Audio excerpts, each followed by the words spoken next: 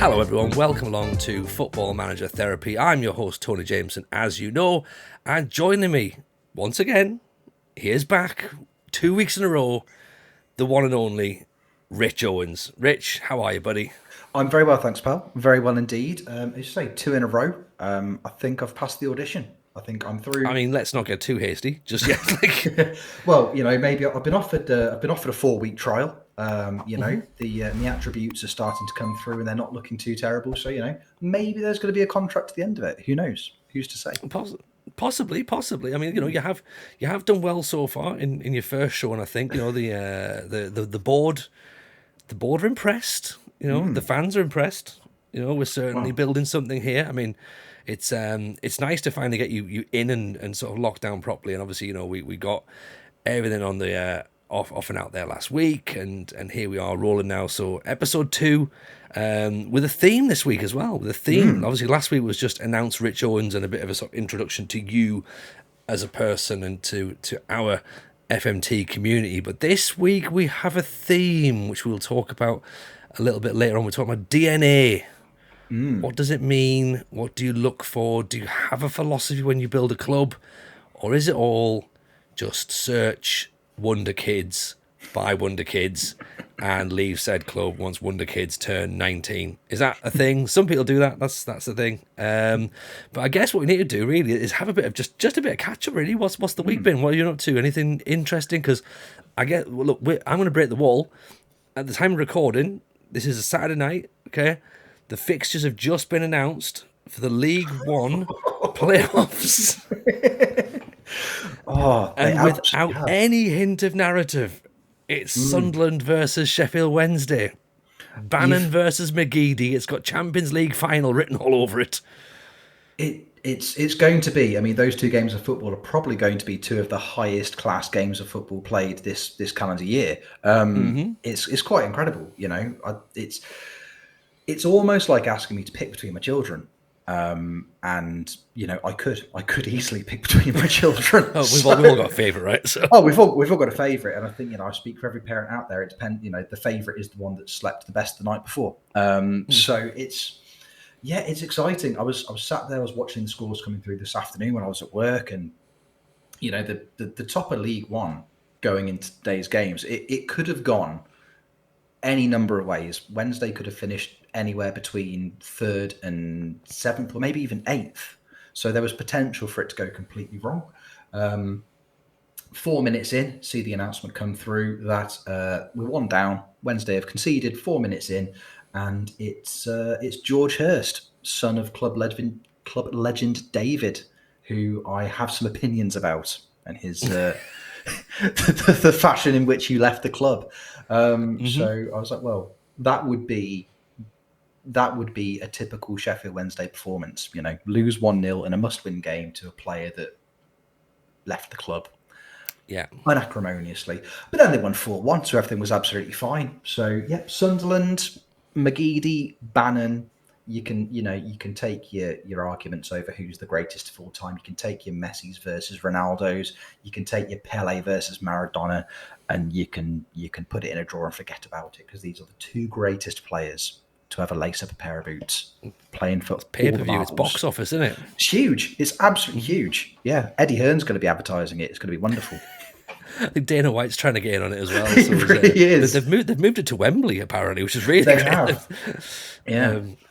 Yeah, so obviously, by the time this comes out, we know the score. So congratulations, Sunderland and or Sheffield Wednesday, whoever's gone through in whatever manner has happened. But yeah, that should be quite interesting. I think today's been a bit of an interesting one, to be honest. I'm going to explain as well, by the way, because look, you've probably already worked out. We've got sort of not quite matching hats, but we referenced at the start on. I've got hats on today, and I'm not wearing my glasses. I've got my contacts in, so Rich has his glasses. We'd have looked a little bit too similar, but obviously because of the fact we record this on YouTube now as well, there's a lot of pressure on a 42-year-old man to make sure he looks relatively presentable. Which I mean, once you get to 42 and you've got 2 kids, your standards start slipping anyway. So it's now a case of, let's go on, I'm going to put a hat on. That's what I'm going to do. And it's fine when we did just a podcast. No one could see. But now, it's just, now I feel as though I'm like, I'm at least going to have to, make an effort, and this is the minimal effort I've made. So here we are. This is it. This is me spruced up. Yeah, and you look lovely. You look lovely. I caught sight of myself in a mirror after I finished setting up everything to record, and I was like, this needs a hat minimum, maybe balaclava. You probably can't quite see, but if you get really, really close on the camera, and obviously this is terrible for podcasting, but if you get really, really close to the camera, I've got a little bit of a busted up lip as well, which you can see. Jiu-jitsu this week, so I'm getting manly. Tony's been scrapping. He's he's taking the on-stream relegation dogfights into real life. He'll just fight anyone now. Well, this is the thing. Like, Matt's not here to stop me now, so I'm just. Has Tony taken up combat sports? He has, yeah. That is the epitome of the Tony Jameson decision-making process. So we're going to move the podcast into a video format. I should start getting punched a lot as a hobby. Yeah. Yeah, you know what's really appealing? You know what's really appealing? Cauliflower ear. That's like good on a man. Welcome to Football Manager Physical Therapy. I'm Tony Jameson, and I've broken my nose. You should see the other guy. He's fine. He's absolutely fine. He was 6'5". I was never going to win. He's 13 though, so yeah. Exactly. But we should mention. Obviously, things have been a little bit different this week. Obviously, the community challenges have, of course, finished. So we talked a little bit about Bruges last week. I finished it. I did get over the line, and I mean, I didn't win my own challenge. I've only ever done that once. That was the Leeds challenge when we first started, and there was questions asked, and I still think that it was unfair that questions were asked because I won that fair and square, but. I enjoyed Bruges. I thought it was good. I sort of feel as though I was a little bit autopilot on it for a little bit. Like I had a tactic. Because I'm trying to use these as like sort of trying a different tactic or a different style or a different way of playing. And I was like, right, I'm going to go with like a 4. It was a 4-3-3 really, with like a deep lying DM as well, and with a roaming playmaker and an advanced playmaker. So a double playmaker in midfield, then an inverted winger. An inside forward, and a winger on attack. And I played Bas Dost as a DLF as well to sort of drop deep a little bit. Okay. Now, it was fine. I enjoyed it. It was decent. I made a couple of signings that I got Cisse in for defence, because obviously defence was like a bit leaky. I was like, right, need to get a defender in. So I did that. A shout out, by the way, to David Almod, who got Morten Torsby in from Sampdoria. Brilliant signing that. Not quite the levels of me signing Martin Skirtle though for £14,000. So that's how you solve a leaky defence. You sign a 37-year-old defender on a 3-year contract. Because I figured I'm not staying, so I might as well give him a 3-year deal. And because he wouldn't sign a 1-year deal, I'm like, mate, you're 37. And then I was like, he's Martin Skirtle, he'll kill me. So this is why I've been trying to do the jiu-jitsu thing, like for negotiations with Martin Skirtle. So did that, and then I also bought a guy called, I think, Asensio as well, like a Spanish striker who actually was pretty decent. I made him into a poacher, and he was quite good. He was always, what I found was I was nicking goals in the 90th minute, 89th minute, 88th minute, because I just wasn't scoring enough goals during the 90 minutes, but it was all going to the wire, and like Noah Lang was like firing shots in left, right, and centre, and CDK, like, he is Hall of Fame, this guy, absolute Hall of Fame. I know you're going to wax lyrical about him in a second, but my word, what a player that fella is. Like, training wise, 9s every single week, hitting the 10s. I'm like, this is your man right here. Oh, he's incredible. He's absolutely incredible. I got a bit carried away when the challenge started, just on a big nostalgia thing, just because there are so many players in that squad that, you know, from previous iterations of FM. You've got Bas Dost there. You've got Balanta, like the defensive midfielder. Oh yeah. You know, like Simon Mignolet's there for reasons. You're like, oh, this is great. And then you just suddenly CDK just pops at you. You start actually looking through the squad. You're like, hang about. He can play anywhere from the middle of the park to the front line. He's 6'5". He's quick. He can do a bit of everything. This is the guy that I've gone from, right, we're going to focus everything around Baz Dost. And, we're going to try and, I thought at the beginning, I'll try and bring in somebody else who's tall. So I was looking at Graziano Pelle, but he went elsewhere. And then I was like, actually, you know what? We can just use CDK because he's infinitely better. I played, it was the formation I used. I did like a 4-1-3-2, which is really, really similar to like the formations I've used on very, very old versions of FM and even Champ Manager. So I just had deep line playmaker, either side of him, 2 central midfielders on attack, because it's such a wonderful role this year. Yeah. And then I had a poacher, and then I had a advanced forward as well, because I found that the 2 centre mids on attack were kind of filling the gaps. There was always somebody there or thereabouts behind strikers anyway. So, and it was wonderful. It was but exactly the same experience as yourself. Like a lot of games just going down to the wire. There weren't many comfortable games. There was always something. And you've sung the praises of CDK. I could not get a tune out of Noah Lang. Nothing. Really? Because he was great for me. Skov Olsen was pretty good as well. And I would bring in, how do you pronounce his name? Tajon? Tajon, the other guy as well, and sort of rotate them 3. But there was another. If you've not managed Bruges, by the way, like it is a great side to manage. They've got youngsters for days, like youngsters. There's a young Norwegian lad, 16-year-old. I'm not going to name him because you can go and find him yourself, but he's a little prospect in the midfield. You can definitely go and get him in. And I also signed Freddie Gareen on a free transfer. See, just a man of culture. That's why. What had happened was we'd done. I think it was the playoffs. It was the FM playoffs or something. And someone had used Freddie Gareen. And I looked at him. I was like, God, he's got like long shots for like just 18s and 17s or whatever. And I saw he was free, and I was like, you know what? Maybe we can put Freddie Gareen in there. Why not? And he's cracking. He can still do, still does the business. Even he's fantastic. I went a bit of a weirder route. Jacob Ramsey, the okay, you used him before. Well, I know somebody definitely has a bit of time at Posh. He came, and I think I tried him once when we did the Sunderland save on FM21, doing the big man, little man strike partnership, and he was atrocious. And I was ready to just start sending him some very aggressive mail in real life. And I thought I'll give him one more go. And he played most of his games in that central midfielder on attack role, and it was definitely a redemption arc for Ramsey. Definitely a redemption arc for him. And then I picked up Dennis Zakaria from Juventus in January for a pittance because he just wasn't getting games. And I was like, Balanta's starting to pick up a few niggly injuries because, we're halfway through the season and his legs are starting to go. Right, do you want Dennis Zakaria? And he's like, I'd like to treat the club as a stepping stone. And I was like, this save is not continuing past season 1. So by all means, Dennis. Allow me to polish that stone for you. Yes. Mr. Zakaria. Is this shiny enough, sir? Is this shiny enough? Don't slip on it. Don't slip on it. This will get you a move to a big European club like Juventus, maybe. Who knows?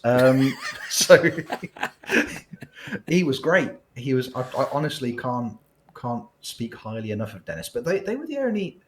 Actually, no, with the exception of one other Dutch midfielder, I didn't go too big on the transfers. I know some people have done the challenge did. I know, as you said, Ahmad David.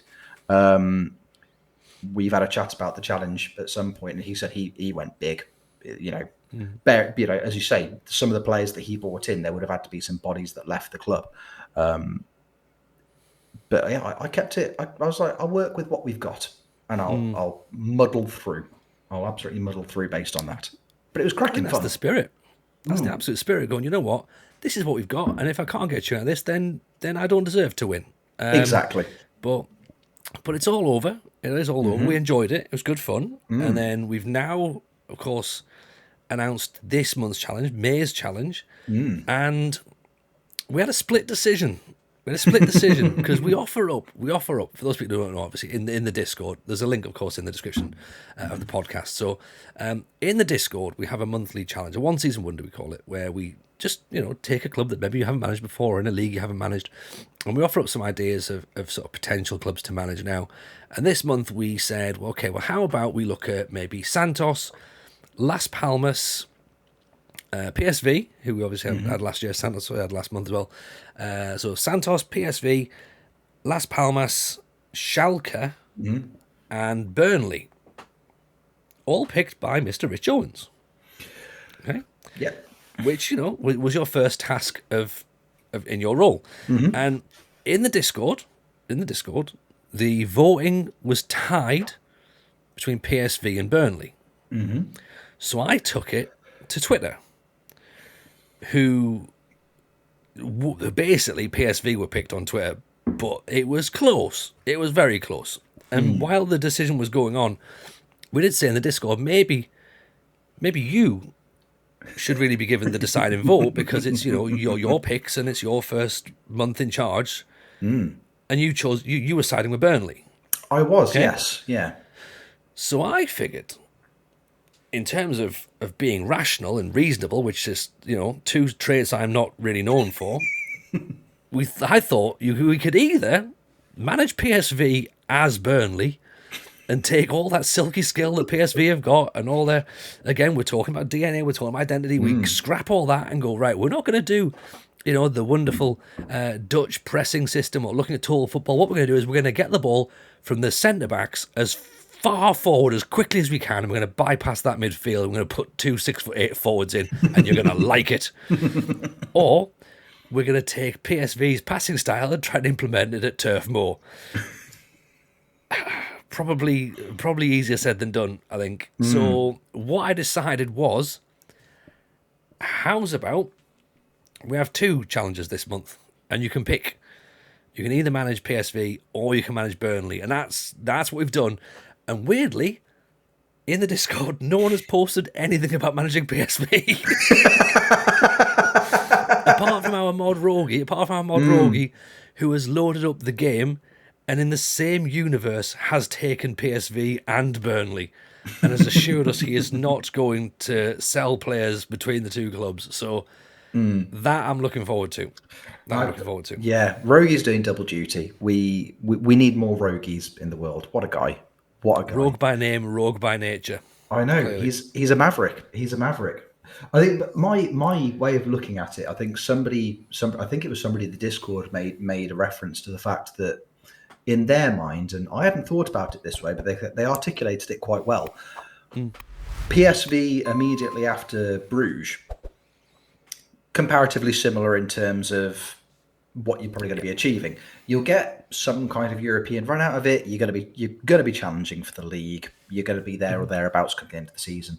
Whereas with Burnley, it's going to be a little bit more of a bit of a different set of circumstances. So that's one of the things that nudged it towards Burnley for me. Obviously, as well, there's a little bit of a reference to former host Matt Richards and his wonderful Burnley retirement home save as well. So I think which ironically is the sort of thing that I would have been doing, right? And he even texts me when he goes, "I'm going to do a Burnley retirement thing." I was like, that's clearly like the idea that I would do. Like, and he's like, I know. And then he got a bit of traction on Twitter, and he's like, I should have done this months ago. I was like, I told you should have done this months ago. Yeah. So yes, and of course there is Big Veg as well. So absolutely, there's that to play with. So yeah, I'm looking forward to it. I'm looking forward to getting in on it. I'll start at Burnley. If I have the time, I'll do PSV because I quite fancy managing PSV on this cycle. But I have avoided the Premier League this season for obvious reasons. But I think Burnley could be fun. Low block 4-4-2, I think, is my way to do it. If you're interested, of course, in taking part, do join the Discord and come in and hang out with us. It is just a bit of fun, really. And if you do end up winning or get the furthest or the most successful, then you get an invite into the TGFM versus the community draft, which we hold next month, which is always a good fun and a good bit of laugh as well. And at the minute, we're trying to work that where we can have a sort of champion of champions towards the end of the FM22 game cycle, where you will be battling other members of the community and the computer, because that won the competition 1 month. Yeah, you don't get that in the FM playoffs, do you? When was the last time the computer won the Streamer Showdown? Never. Streamer Showdown, the computer is banned from the Streamer Showdown. It's never made an appearance. Whereas TJFM versus the community, it's in straight away. It's almost like it instigated the tournament. So that's in there. So come and join us over there. It's always a lot of fun to play.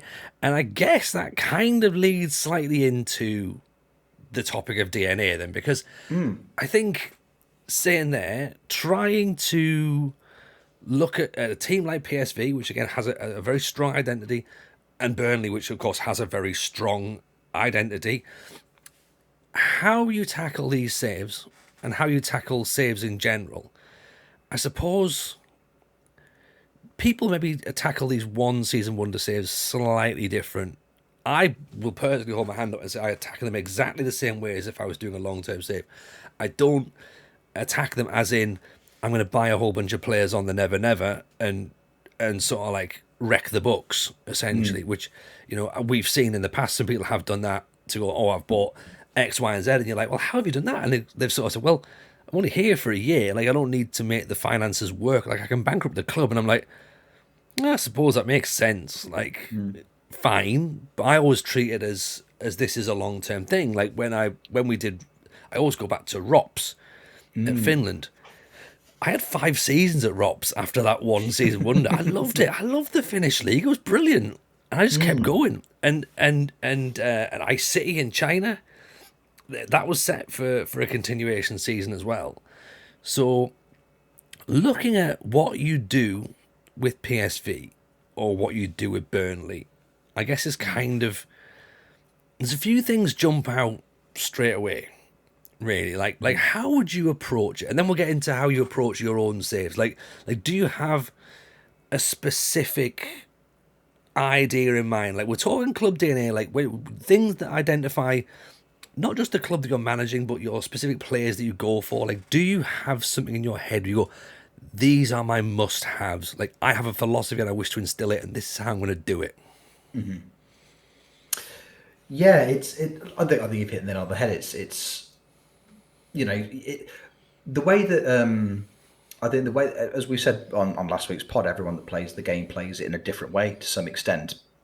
I think the way that I look at it when you're approaching your long-term saves, I think for me, part of the enjoyment is managing to, put your own imprint on a club. The way that, your transfer policy, be it the players you're bringing in, being it the way you're going to set the team up to play every week. I think it's important to make your own mark on each team. I also think it's comparatively important especially if it's a long-term save, something that's going to be sustainable in the long run in terms of, again, how you're bringing in players, use of things like your youth system when you've got players coming through there. I know that you spoke about it quite a lot last year during. Well, with start of this cycle as well with your streams, you've got ideal attributes that you're looking for the players that are coming in, and that's a big one for me. That's players with for me, it's things like teamwork, decision making, stamina, bravery. Those are the big ones that I look for in players, because I think they a lot of the time, if you've got those building blocks, you're onto a very, very strong start. Yeah, I think you're right. Like for me, like we're quite similar ones, quite similar to yourself. Like I always go for 4. I always say I have 4 key metrics, because what we were doing, you mentioned the streams this year, we were looking to build a nation in Indonesia. So I wanted very, very, very specific players to help develop that nation. So I wanted high work rate, or as high work rate as I could get. So like for me, work rate is always the one. Okay, teamwork is always the one. Determination is always the one. And stamina.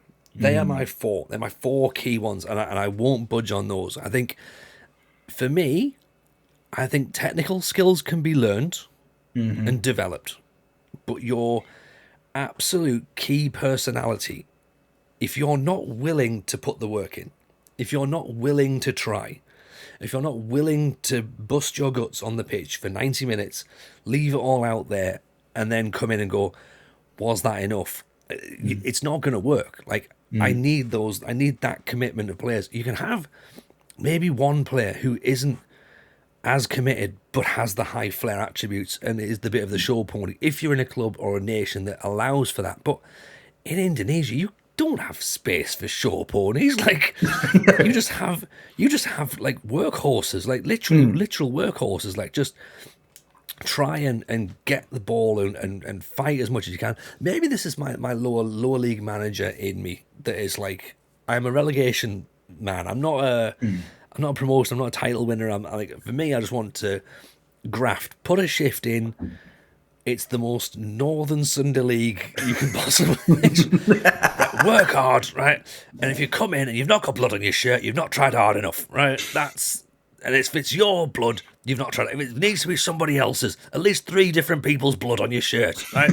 That's what you want, and preferably one could be the refs, right? Yeah. That's what I want from my players, not attempts overhead kicks. Which, to be fair, I once had a left winger who did that, and I was like, no, we're training that out of you. No. Left winger attempts overhead kicks. Start training. Exactly. Yeah, I completely agree, and I think it's a big part of the way that you also get enjoyment out of the game. As you've quite rightly said, there's no point in having a team of 10 absolute grafters and then like a delta rapt. There's just no point. He'll do some step overs, but he's not going to track back, and he's not going to do the things that you need that fit your system.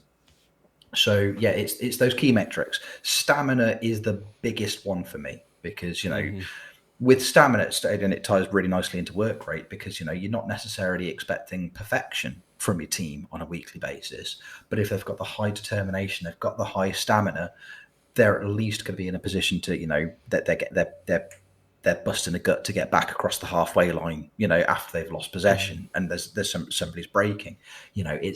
Those are the things that matter the most to me when I'm looking at players. And I think if you can find the right players with those stats, then I think as you say, the technicals could be learnt. There's an Argentinian striker I had in my Mexican save at the start of the year, and his technical stats, so his technical attributes, not great at all. Like pretty average. 11s, 12s across the board. Maybe the odd 13, but his physical and mental attributes were incredible, absolutely incredible, and it ticked all the right boxes. Super high aggression as well, which was which is always fun with a striker. Yeah. Is it, he'll challenge for every header, but he may also just go in two-footed on you out of spite. He's going to score a hat trick, or he's going to get sent off. There's no middle ground. Yeah. First couple of seasons, he average performances, in terms of his end of season, his statistics at the end of the season in terms of goals, that kind of thing, average. But then just because he was willing to work that hard, he was always in the right position. Season after season, those end of season goal scoring stats, they started to climb, and he wasn't getting massively better in terms of the technicals. It's just that he was working, and you can't put a price on that. There was nobody else that other clubs were interested, and I was like, I can't find anybody else within my budget who's willing to come and play in Mexico, who even comes close. So I was like, no, he stays forever. He gets as much money as he wants. I can't afford to lose him, because he ticks so many boxes, and it's rare to find a player like that ticks them at that level. Yeah, no, I completely agree. And I think you're right when you say that stamina's the one. Like stamina, I used to always say fitness, and then I realized that fitness probably wasn't the right metric, and stamina was definitely the right metric. I also like leadership. If I can get a bit of leadership in there, it's quite good. But what you're saying is absolutely correct. Like, you look at these players who maybe on paper you wouldn't necessarily go for. You wouldn't say these are the elite level players, but they just do a job. And there's enough players in real life who completely fit that moniker. And in order to look at this game and seeing how you can recruit based on that, like, it seems fairly straightforward. I mean, we put it out again to the community to sort of say, look, what are people looking at?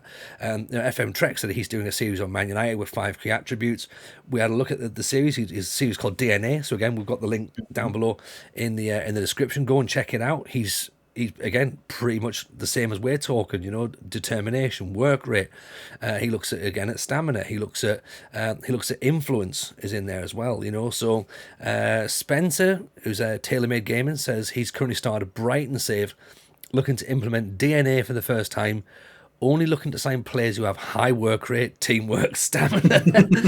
But he's looking for 17s. I mean, 17s in Indonesia. You're not getting 17 in Indonesia. I mean, for me, 17 is very high. But like, I say anything 15 and over. I think is if you're in the top level division, 15 and over, basically. Classic Katie point us in the direction of FM Grasshopper and his DNA. Series La Plata, which is on Coffee House. It's coffeehousefm.com, and it's amazing, by the way. Again, I've got a link there. Definitely go and read that. That is an amazing blog, right? And graphically, it's superb as well. So do go and read out Grasshopper's work. We also look at Edinburgh. FM Edinburgh here says youth over high profile signings. I think I'd agree with that as well. Developing players using the youth academy. We've got mentally, physically strong players, which is, again, that works pretty handy with Burnley, I think, if you're looking at mentality and physicality. We've got composure, we've got determination, fitness, technique, work rate, pace. I mean, would you go pace? Would you go acceleration? It's here or there, isn't it? Yeah, I think in that respect, I think it depends a lot on the role you want that player to play in your team or in your system. You know, it's, for me, they're not necessarily essential. When it comes to things like pace, acceleration. It's nice to have somebody who's got some as an option off the bench if you're chasing a game, for example. A nippy striker is always going to be beneficial, but it's not essential. It's not essential criteria. Yeah, I agree. And then we got a really interesting one from Paul Wandless, who, now I like Paul. Paul's been following us for a while. Paul is a former manager of I want to say a Norwegian 7th tier football club, an Englishman living out in Norway. He's now currently a scout, so he knows what he's talking about, okay? And so yeah, big shout out to Paul Wanless. Give the man a follow over on Twitter, by the way. He says for himself, he says, my clubs always need to develop their own talent. And after 15 seasons, this is a really interesting point, by the way. 15 seasons, he says. After 15 seasons, I have to have around 15 of the 25 through the club system, or being with me since 16 or 17. And by that point, I'm never buying players over that age again. Go big or go home. He says, slower climb due to putting a lot of money into facilities all the time and recruitment, etc. But long-term feeling is it's worth it.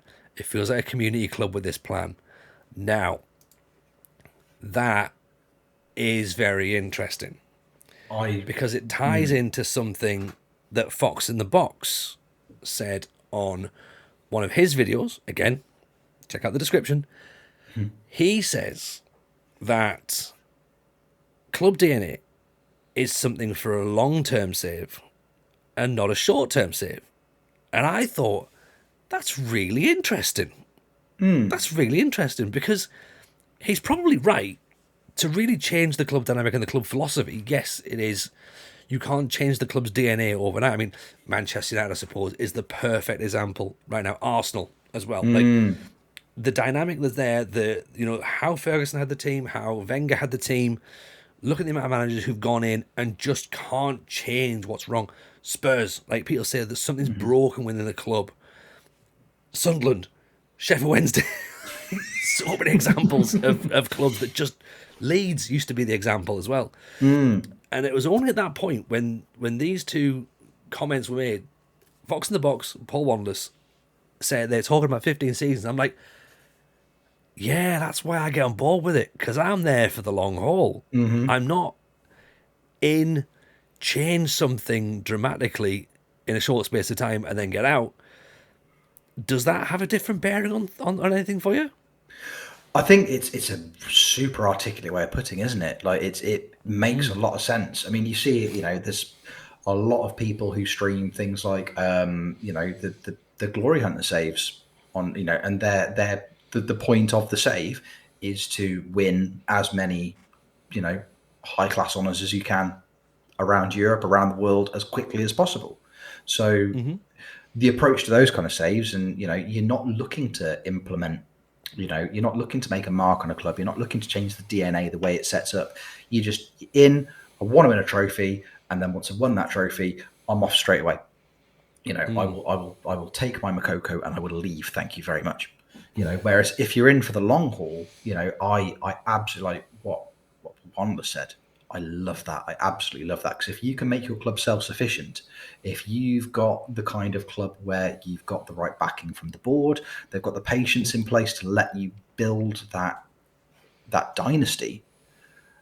That speaks to me on a very deeply personal level. I love that. I absolutely love that. It's the direction that, I know we talked about it on last week's pod, the way I've got my Northwest Strong save going on at the moment. It's,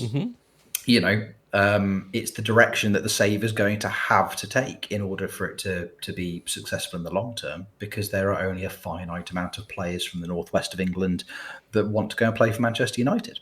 So a lot of the money that I've made from transfers, I'm reinvesting into the club, and reinvesting into the youth facilities, and reinvesting into the training, into the backroom coaching staff, the under 18s, because that's going to produce the best quality youth footballers who are then in 3, 4, 5 seasons time, they're going to be the starting 11, because there's going to be very few players in the current one left over. That for me is the dream. That's because you're just taking control of everything from top to bottom. Having those youth players coming in, I love that. That's my preferred way for sure. I suppose that's very similar to what we've got at Odds as well. Because as a club, they're very keen to run the telemarketing system, they call it, which is recruiting players from the local area when they're very young, and putting them through their schooling, so they don't look too far outside of that of skiing in Norway. Like, maybe they'll bring a couple of players in, but the idea is that it's local talent that comes on the pitch, and they work through the system, and then they get to the first team, and they've been with the club for 10 years. And we're trying that in the save as well. Like, a lot of the players obviously have been sold, because that's the nature of managing in Norway. Like, you get players who look half decent, and then the vultures circle, and you've got to sell to reinvest and hope that the next one comes through. So I guess that spoke to me very, very, very strongly about this long-term mentality. And for me, like, I do always plan long-term. Like, I don't think I ever, which is ironic given how sometimes the board tend not to really see much long-term future in me. Sampdoria, Sunderland, but for me, I always think, right, I'm here for the long term. Like, I always have this long-term vision in mind. Like, I love the idea, and I've spoken about it before. Like, for me, like, next year, I've thought about, I would love to do Oldham next season. Like, take Oldham back into the Premier League, and into the Football League, because of course they're the first team that's come from the Premier League to be relegated out of the Football League. So I'm like, and there'll be a generation of listeners who are going, Oldham weren't in the Premier League. What are you on about? They genuinely were. They were they were the first season they were in the Premier League, right? So I was like, oh, that might be quite a good save, and again, good local area to pick players up and move forward. Or Darlington would be a good shout for me as well. But the thing with these one club long-term saves is me. I'm the problem in that. That's it, isn't it? You're entirely dependent on long-term backing from the board as well, aren't you? Yeah. This is the saves where I have to take the club who's at the bottom with the lowest expectation to basically go, right, your expectation is to fulfill all of your fixtures this season. I can do that. Good. Yeah. Anything higher, and I can't commit to it. Yeah. We would like to be in the Premier League in 8 seasons' time. I can do you a bus replacement service. It will take 16, but you'll get there eventually. Yeah. That's great, Tony. The idea of a bus replacement. But you're applying for the job at Man City. Like, we are in the Premier League right now. Not after I've finished, where you wouldn't be. No. You'd be back down in Division 2. Don't you worry about that. Exactly. Do you remember that Gillingham game? We can relive that. We can absolutely relive that. And I think, and that's the thing. Like, so going in and changing things really short term for me is always a bit of a strange thing. And yeah, even then though, I do still have a bit of an idea and go, right, what would I do and how would I jump in? So I think potentially Burnley, I'm gonna still have the same. I'm gonna play to Burnley's philosophy, which I believe again is similar to ours. Work hard, try your best, and if it's good enough, it's good enough. Like that's all you've got to do. Like we say about, can you carry a show pony? I suppose, there is the argument, isn't it? If you've got 10 people grafting, you can have one person who can do the tricks and the flicks and bring something to the table. But it also depends upon where you are in the league. Like, if you're in a relegation battle, do you want someone who's going to be doing that? Or do you want someone who's just going to put his foot on the ball, play the simple pass and move on? Like, you don't want someone who's going to attempt overhead kicks from the halfway line, or right, I've got the ball in the corner, probably a couple of step overs rather than just whacking it up front. Like you don't need that. It just brings extra pressure, right? Exactly. Yeah, the answer to a relegation dogfight is never Hatem Ben Arfa. It's no. It's not. It's absolutely not. It's somebody who's going to work and graft and like I say, get a foot on the ball, simple passes, just do the simple things well. Which in how often do you see that is as effective, if not more than, and especially with a club like Burnley as well. Of course, if you try a back heel in Burnley, they're going to stick you in the ducking stool and try you for witchcraft. It's just not. Oh. They're not ready for that. 100%. Like, yeah. There's going to be questions asked, absolute questions asked. Moving ever slightly on, I suppose, with this, and we'll start to sort of just about look to round this conversation up. There's plenty of stuff to go and read, by the way, and double check, and sort of any comments you've got, by the way, let us know. Like, leave comments below if you're watching on YouTube. Like tweet us if you have a comment. It's obviously at FMTPod. We'll remind you at the end. But a really interesting article that I've read, and again, I absolutely go and check this out. It's the female football manager, Jenna. She's amazing. She does spreadsheets. She's got a blog here called DNAjax, DNAjax, like DNAjax essentially. And she was basically in conjunction with a attribute analysis spreadsheet which she uses, which I've used on stream as well, and it is so good. So good. She's set about recruiting players for Ajax based purely on what she thinks their DNA is. And some of the results, in true clickbait fashion, and the results will blow your mind. Here are 10 players she signed. Number 6 will shock you. Exactly. And I'm only going to read the first little bit, right? Because this gives you an idea as to how she looks at it. And we're sort of on the right path, okay? She's got 5 key attributes. Bravery, how likely the player is to perform what he thinks is the best action for the team. Composure, how unaffected he is by mental pressure, reducing the chance of making poor decisions. Determination, how much he tries to succeed by doing whatever he can to win and develop. Teamwork, how well he follows instructions, form relationships on and off the pitch. That's really interesting, really important, of course, with teamwork. Work rate, the amount of physical effort put into a match and drive to perform well. So we'd agree with that. That's kind of what we'd already said. We're on the right path. Fantastic. Okay? She takes it a step further. She looks at the player traits and personalities as well. It's the next layer. It's the next level of thinking.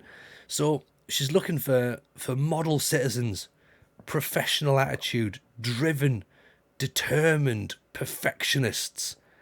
And once you hear those words, you go, that's obvious. Why have I not thought of that as well? Like, why is that not my next bit? And then she brings down to go, like, looking at like whether the player is developed at the club, Dutch nationality, or just can they speak Dutch? And of course, the idea of language has to go into this as well. Of course it does. Yeah. Of course. Yeah, there's only so many times you can click football as a universal language in a press conference, because if you're putting that much effort, of course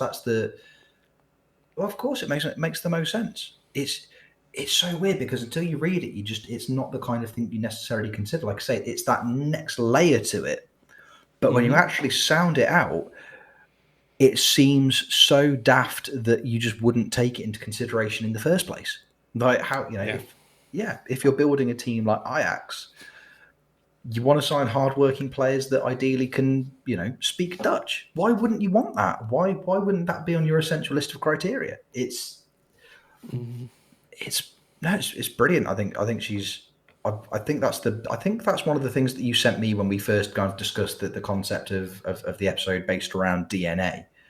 And you read through it, you're like, this is so much of this makes so much sense, and I think it almost just takes it almost offers you a different way of playing the game in general. Like if these are the things you're taking into consideration, like I'm doing a save based on signing players from the local area, to then take it a step further, signing players, from the local area who may speak the language, who have the right personality traits, just takes it up a whole new level. And if you're ticking those boxes and getting all of that right, you're going to build an incredibly dominant football team. It's incredible.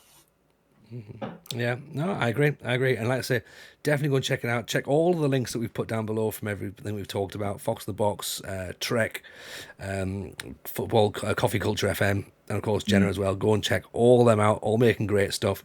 And of course, do let us know. Do let us know if we've missed anything or if there's anything you think can be added to that discussion. As I say, drop a comment below or of course send us a tweet.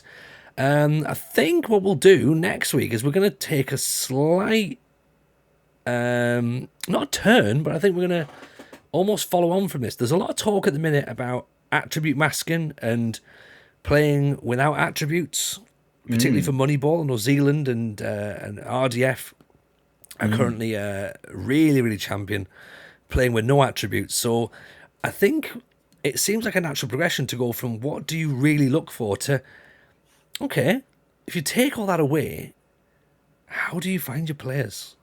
And I like the idea because I do a little bit. I'm not Mr. Moneyball, right? But again, I do scout my players via certain metrics, and we'll talk about it next week. I don't look for things which, and again, this might sound silly for defenders. I don't look for tackling.